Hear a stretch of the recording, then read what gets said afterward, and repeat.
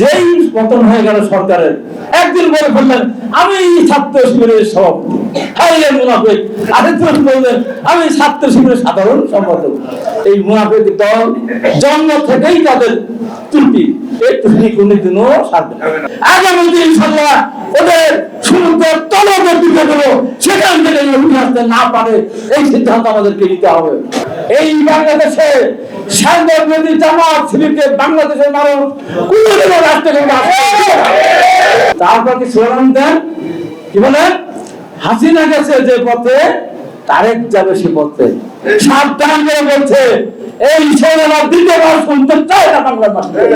আপনারা যদি বিএনপিকে বিশ্বাস করতে চান, আওয়ামী লীগ খাতায় নাম লেখাতে চান, আজকের এই মুক্ততা সমাবেশে জাতির চেষ্টা সন্ধানে এই সমাবেশ থেকে বলে দিতে চাই, বাংলাদেশের মাটি থেকে চিরদিনের জন্য আপনাদের রাজনীতিকে আমরা কবর দেব ইনশাআল্লাহ।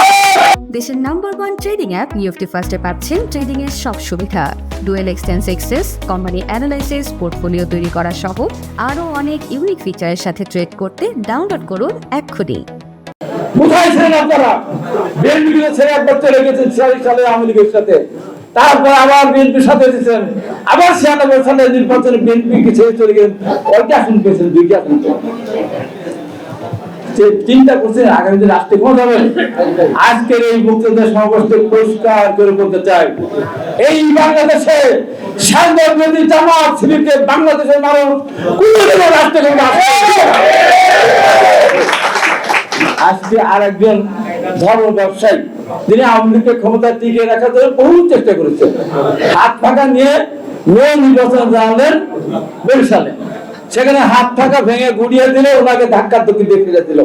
উনি কি বলেন? উনি বলেন তারেক রহমান যদি এত ভালো মানুষ হয়ে থাকে বলেন, তাহলে ওনাকে আপনারা কেন মাজা ভেঙে দিল? আমি যদি প্রশ্ন করি, আপনি কেমন ভালো মানুষ ছিলেন, বরিশালের মাটিতে আপনাকে পিটিয়ে লুটোপুটি খাওয়ালো? তাহলে এই যে আর একটা গ্রুপ শুরু করেছে কি, আর এখানে একটা ভাঙির দোকানদার, তাদের আপনজন নিয়ে একটা ঘটনা ঘটেছে।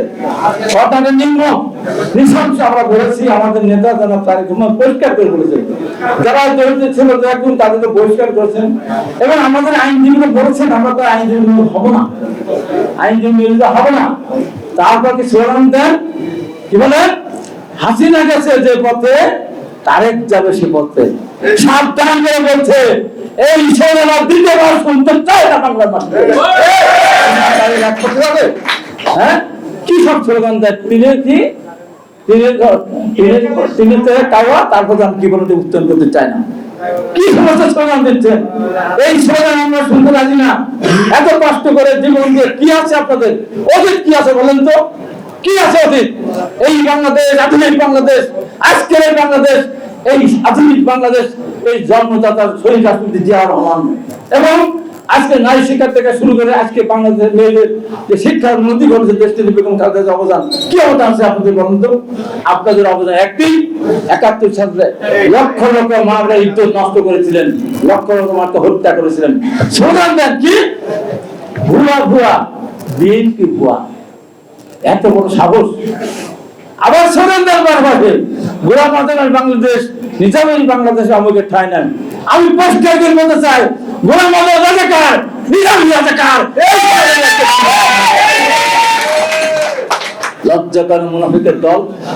ঢাকা বিশ্ববিদ্যালয়ে স্লোগান দিতেন ছাত্রলীগের নিচে লিগে, একটা একটা শিবির ধর, ধরে ধরে জবাই কর। তারপরে দেখলাম কি, যেই পতন হয়ে গেল সরকারের, একদিন বলে ফেললেন আমি ছাত্র শিবিরের সভাপতি, হাইলে মুনাফিক। আরেকজন বললেন আমি ছাত্র শিবিরের সাধারণ সম্পাদক। এই মুনাফিক দল জন্ম থেকেই তাদের ত্রুটি, এই ত্রুটি কোনদিনও সারবে না। এরা ৭৭ সাথে ওরা ৭৭ বিরোধিতা করেছে, ৭১ বিরোধিতা করেছে, ওরা বিএনপির বিরোধিতা করে আমি সাথে ষড়যন্ত্র করেছিল বিএনপি। ওরা সব সময় বঞ্চিত হচ্ছে।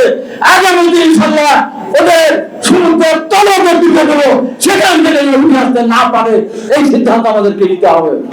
আমি 2-3 দিন দেখলাম কি আমাদের লোকজনকে ভয় পেয়ে গেল না এই স্লোগানে, এই স্লোগানে ভয় পেয়ে গেল।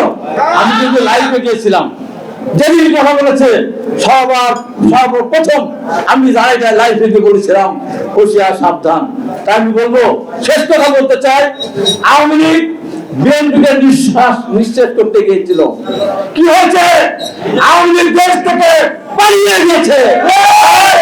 আপনারা যদি বিএনপিকে নিঃশেষ করতে চান, আওয়ামী লীগ খাতায় নাম লেখাতে চান, আজকের এই মুক্ততা সমাবেশে জাতির চেষ্টা সন্ধানে এই সমাবেশ থেকে বলে দিতে চাই, বাংলাদেশের মাটি থেকে চিরদিনের জন্য আপনাদের রাজনীতিকে আমরা প্রমাণ দেব ইনশাআল্লাহ। তারেক রহমান আমাদের নেতা, দলের ভারপ্রাপ্ত চেয়ারম্যান, বিএনপির নেতা না, সে আজকে বাংলাদেশের ভাষা আশঙ্কা করে তার কোনো কথা শুনতে চায় না। এই কথা বলে আমি আমার বক্তব্য শেষ করছি।